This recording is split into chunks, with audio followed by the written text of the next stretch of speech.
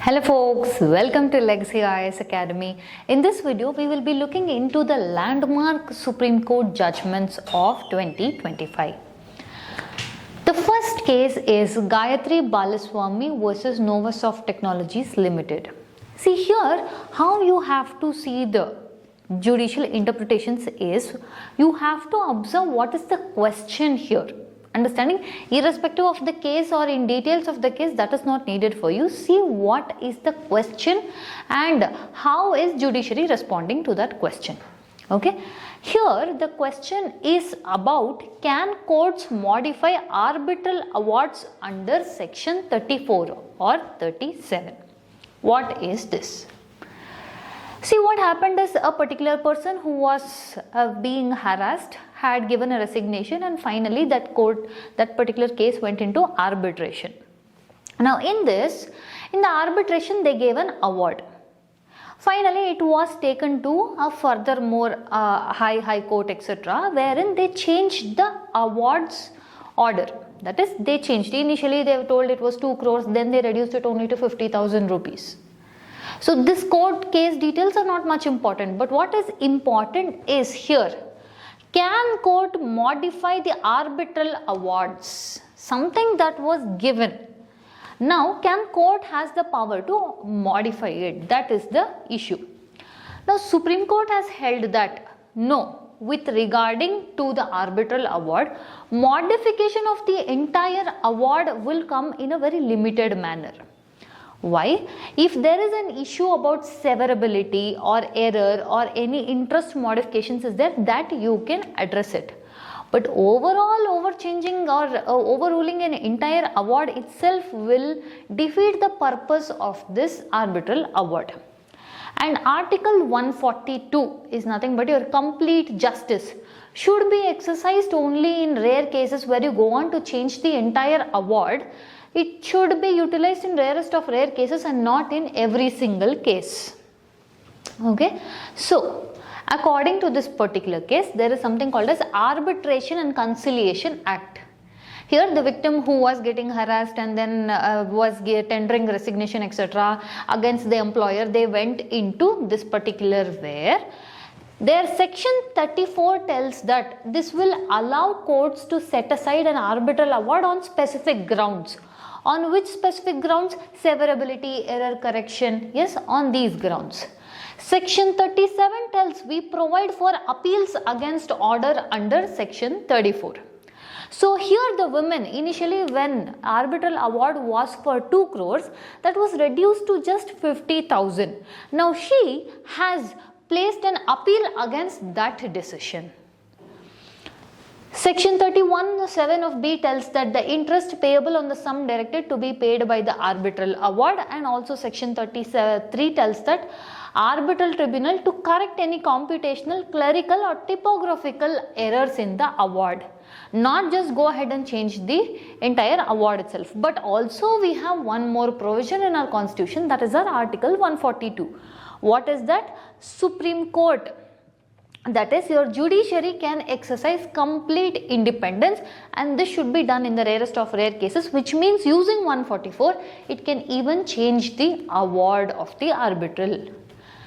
Now the constitution bench held that courts have a limited power to modify an arbitral award under section 33 and 37 of the Arbitral Act. So this was what your bench constituted by your Sanjeev Khanna, Justice Gawai, Justice Sanjay Kumar, Justice Sanjeev Khanna, Justice A.G. Mashia, Justice K.V. Vishwanathan, all of them held. Understanding? So this becomes, or this is how you have to read a judicial proceedings or your judgments of Supreme Court. Now the second issue is Election Commission of India versus Association for Democratic Reforms. If you see, the whole case is about electoral transparency. What exactly happened? The issue here is whether opaque electoral funding mechanism is diluting your voters' right to know. Let's take this aspect where we have electoral bonds. Now these electoral bonds are a way of electoral funding. If a person has to pick a candidate and he has no idea how the funding is coming to that particular political party, then it is a version of he not knowing, or his right under Article 19(1) of A is getting violated. And judiciary also holds that your right to conduct free and fair elections is part of your basic structure. Understanding? So here the key issue is whether opaque electoral funding is diluting the voters' right to know. So Supreme Court has held that voter has a right to know as to where this electoral, that is the funding for elections or electoral bonds, are coming from. So transparency is the key essential aspect in maintaining a free and fair elections, which is a part of basic structure. This is according to your judiciary. They have also held that democracy cannot survive on your financial anonymity.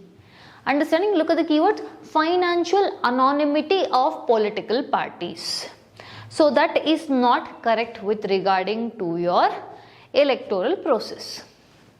Now, your judiciary has also held and made sure that if we have to carry forward our democracy, let's say if Parliament passes a law telling that okay, no need of knowing the funding, etc., then Parliament itself is overstepping its power. Okay. Next is State of Punjab versus Davinder Singh. Okay, this is a review reference which is made in 2025. Look at this.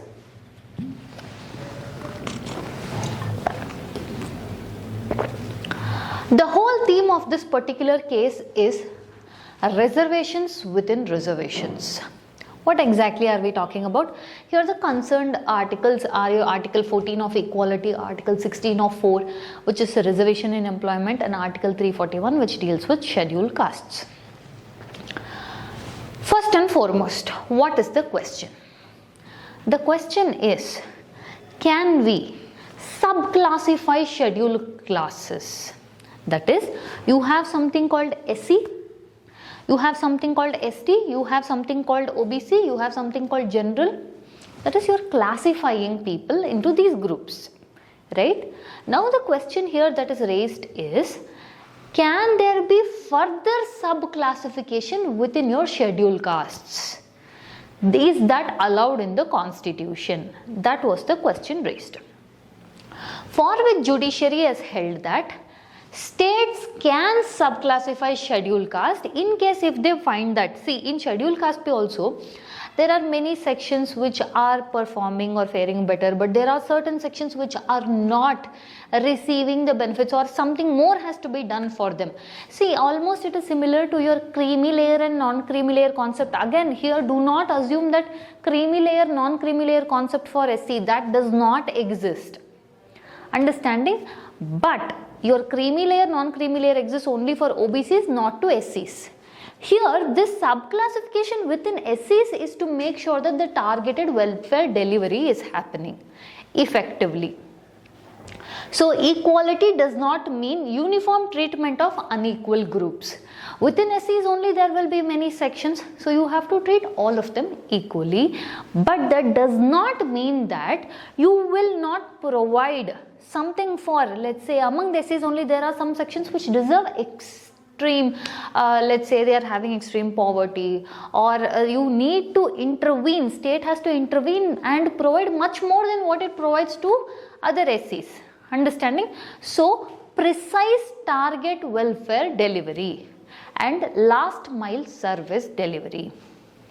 So, they are telling substantive equality is greater than your formal equality. Look at this. This is our next case. All India Judges Association versus Union of India. What is the issue here? Should a 3-year bar practice for civil judge be restored? If so, from when should the practice be counted? See, what happened was your High Court was this concept of 3-year bar practice. If you have to become a civil judge, earlier there was a provision which stated that you should have at least a 3 year of bar practice. Eventually that was done away. They removed that provision, which means as soon as they write the exam, they're selected, now they can become judges. But what this led to, or the observations that High Court made was, this is not correct. Why is it not correct? Because no matter how much knowledge you give, the aspect that you will get, or your behavioral tendency, or the way of your maturity in handling the courtroom procedure, etc., will all come only from experience. So we should restore this. Now the second question is, from when should you consider that they have started practice should count? This was the question for which judiciary has answered. Yes, earlier we have removed the concept of bar requirement, but High Court kept on reporting there is very poor courtroom readiness for fresh graduates. There is something called as courtroom readiness, temperament, everything is needed. So this is very important for your judicial quality. Understanding? They have held that, yes, the judiciary, Supreme Court also maintained, we have to restore the mandatory 3-year practice. And from when is the practice counted means it is from provisional enrollment date. For that they also need a proof certificate, and this is what is important in order to maintain judicial quality. Now in this, the associated articles are your Article 217, which speaks about appointments and conditions for your office of Judge of High Court, and Article 233 is for appointment of district judges. So the 3-judge bench has held that the rule required 3 years of practice to become eligible to appear for the post of your civil judge or junior division. Understanding? Now look at this next case.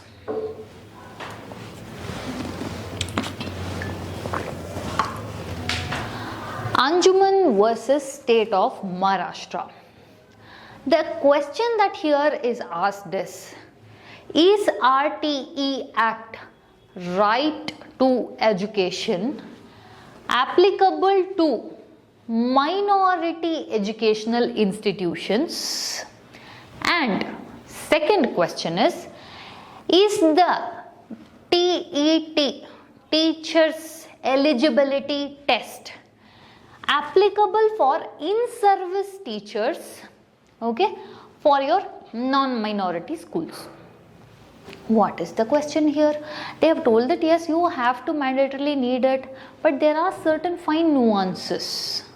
What is that fine nuances? Let's say you are a teacher who is reaching your retirement process and you don't have TET. Now that time, won't this affect you? Yes.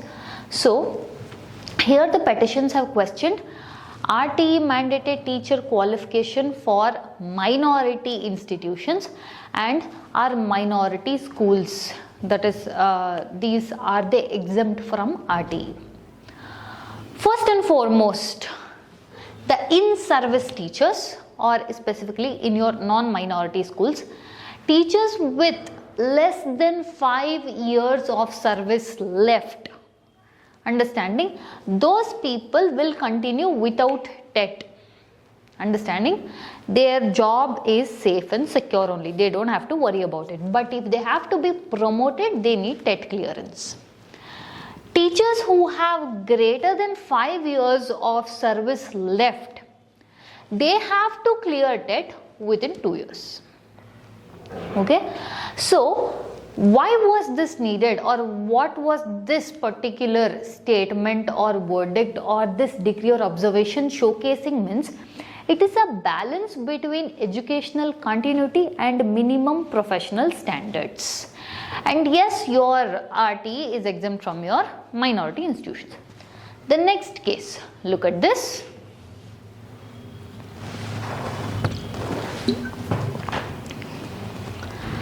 Jain Kaushik versus Union of India case. In this, first and foremost, requirement of employer permission, is it needed for gender affirming medical procedures. Understanding? So what is the issue here? Means the petitioner was a transgender woman who was told that she was dismissed in a private school because she revealed her gender identity. So it was said that, see, there is good amount of statutory protection, but there is no good amount of effective implementation from the state. So according to this, according to your NALSA, a right to self-identified gender, whatever right you have, it becomes meaningless if it is not implemented well. The equality plus dignity, Article 14 plus Article 21 only collectively together here will help a transgender person. It also tells that your 2019 Act, which just tells right to self-identified gender, and if you do not put in place mechanism to make it actually implement and work in reality, will become a much of, it is not doing the work it is supposed to do. Here when we tell this particular provision is applicable, it is applicable to both private as well as state employers, just so that this prevents discrimination. Okay, it is also held that 8-member advisory committee to draft a policy on your equal opportunity. Now first and foremost, if we see gender affirming permission or procedure, no employer permission is required to do that. Only reasonable notice has to be given. Understanding? If you have to take prior permission, let's say, what does it do? It violates your autonomy, privacy and dignity under Article 21. Understanding? So equality requires a reasonable accommodation also. Look at the next case here.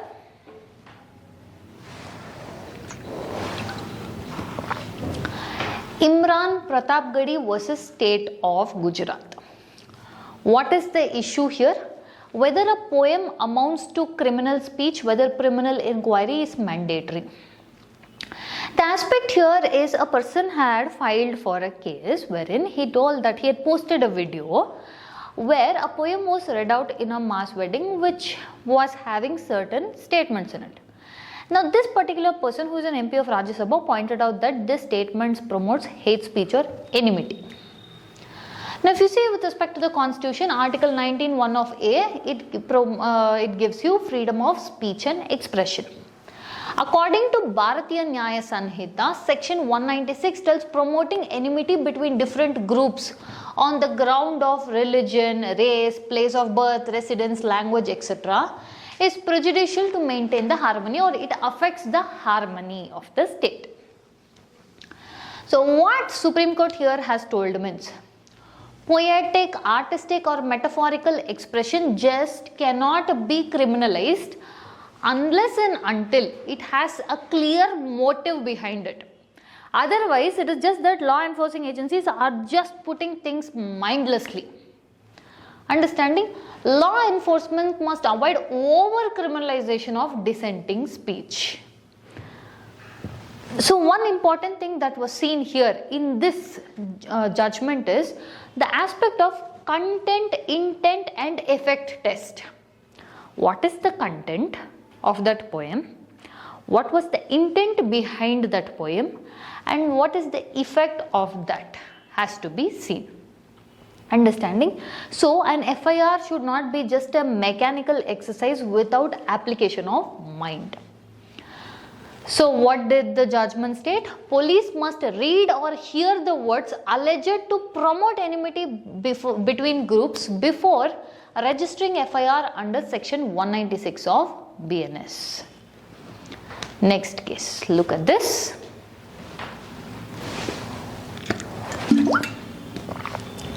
State of Tamil Nadu governor versus State of Tamil Nadu versus Governor of Tamil Nadu. See, in a course of years from 2022 to onwards, almost 12 bills were pending, okay, in front of the governor. in Tamil Nadu.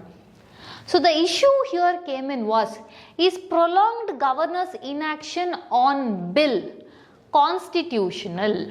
Understanding? So 12 bills were passed by the House from year 2020 to 2023. The governor kept delaying it. Okay, so the state argued that this was blocking the law-making process of the state. Now, if you see the constitutional articles that is involved with this, Article 200 is assent to bill.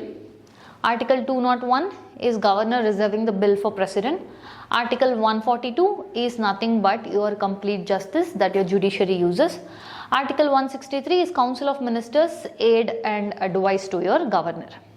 Eventually, your judiciary exercised Article 142 and held that the pending bills, which was again in front of the governor, is said to be passed. First and foremost, what did Supreme Court tell? They held that is your judiciary is telling this sort of delay is unconstitutional, and court used its complete independence, that is complete under Article 140 to complete justice, and it treated these key bills, bills which were pending, as passed. It also told that the governor has the concept of no absolute veto on the repassed bills. If a bill is first time pay you reject and then again it is repassed to you, then also you do not have absolute veto over that, you have to pass that bill. At the same point of time, one important aspect about this is they fixed timelines for the governor's assent on bills. So here the judicial review was, that is the judiciary's advice was, Tamil Nadu governor withholding of 10 state legislative bills was illegal and erroneous. So first and foremost, what is the rules that they have set up? Withholding assent or reserving for president, if you are doing it, it must be done within 1 month. Now if the governor withholds assent against the advice of the Council of Ministers, the bill must be returned within 3 months. Upon receiving the repassed bills, when again it is passed back, the governor must grant the assent again back in 1 month. Here no absolute veto can be exercised. Okay, look at this. This is the next case.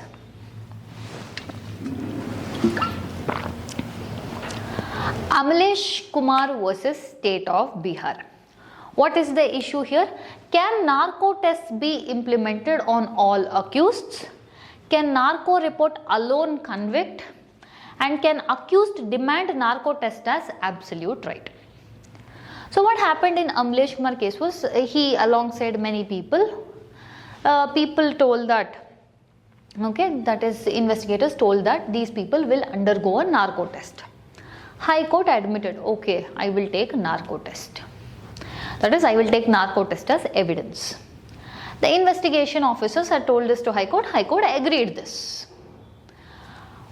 In that one person, that is Amlesh Kumar, he challenged it in front of court, telling, when High Court accepted this violated Shelvi versus State of Karnataka judicial. What exactly was there in your Shelvi versus State of Karnataka? They told that you cannot force an accused or any person to take a narco test. Narco test is okay, agreed, but if you are voluntarily asking for it, first thing. Second thing is, you cannot just use the result of narco test as the sole form of evidence. Understanding? Here he told that he was not given the voluntary consent and yet it was did to him. So judiciary told that forced narco test is not permitted. Even if a person voluntarily is asking for a narco test, that alone cannot become the sole evidence. And accused may request voluntarily, but the courts must assess as to did they really give or not. In this, High Court didn't do that. Understanding? So in the Constitution, according to Article 20 of 3, there is protection against self-incrimination, and Article 21 is your right to life and liberty.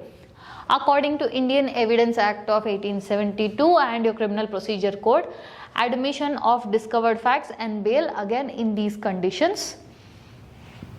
Just accepting a narco test as the evidence will not be enough to hold that person.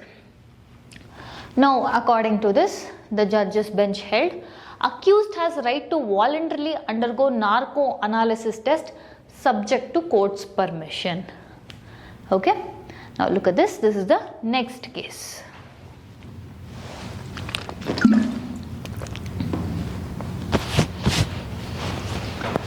Urmila Dikshit versus Sunil Sharan Dikshit.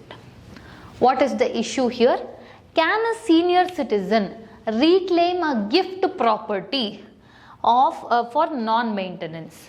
Which means, let's say an elderly people, they gave by gift deed, gifted the property to their son, telling that okay, now you have to take care, the son has to take care of the parents.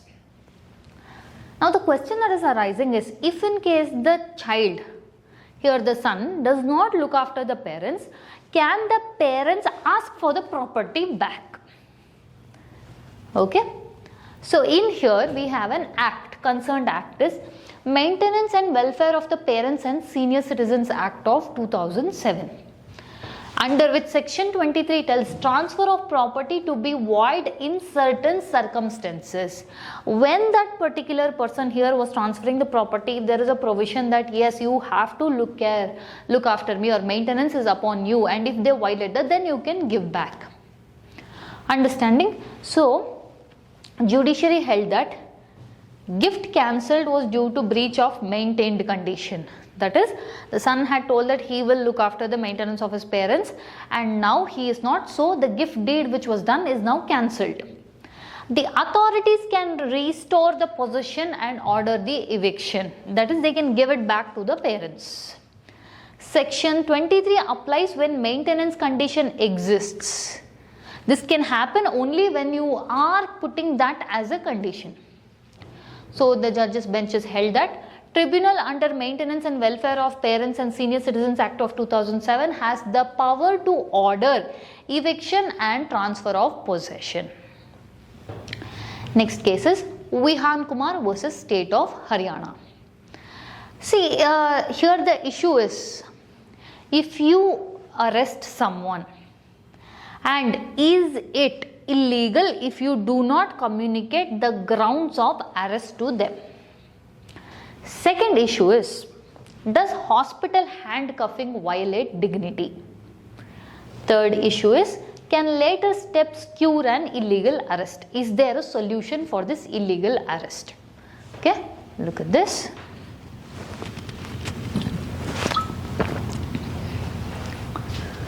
What exactly is the articles involved here? Article 21, protection of life and your personal liberty. Article 22, 1 of it, it is the right of the arrest. Okay, arrested person rights. First and foremost, here the person claimed that when he was arrested, he was not produced in front of a magistrate or in front of court within 24 hours.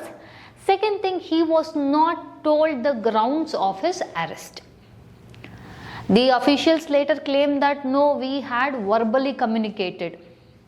If this is one side of the issues, the second thing is, when he was taken to the hospital, even in hospital, his hands were handcuffed to the bed. Understanding? This violates a person's liberty, that is dignity and life.